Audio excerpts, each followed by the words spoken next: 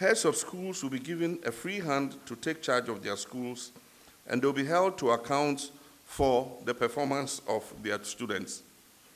They cannot do this under harassment and intimidation and resource constraints as is being experienced currently. The NDC government will therefore resource the schools and restore the dignity of their school heads and their teachers. For incentive packages for teachers in deprived areas, the NDC will work with the unions and the GES on a policy to map out deprived communities and underserved communities.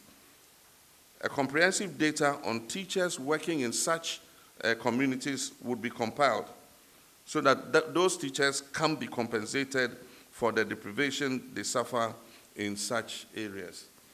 Like Angel said, we came out with a policy that we must give incentives so that teachers can go to schools that are considered deprived. But they won't go there unless you give them, some sweetener.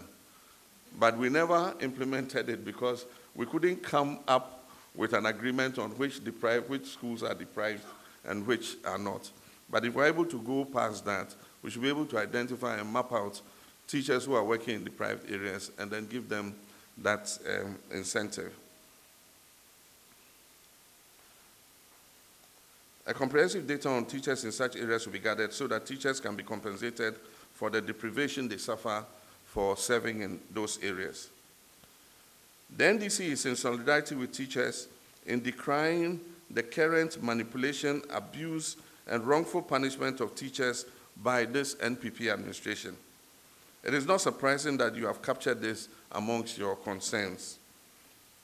These harassments, abuse, and the threat of an actual use of transfers, repostings as a tool for coercing and punishing teachers, school heads, directors, and union leaders who engage in, who criticize the system or criticize government will be halted by the NDC. And as I said, 7th January will be the second Independence Day for teachers and headmasters.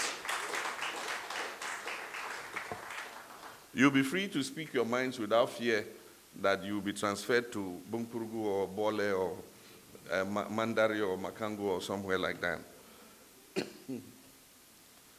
The NDC will vigorously ensure not only prompt recruitment of newly trained teachers, but also prompt payment of their salaries and any arrears that accrue.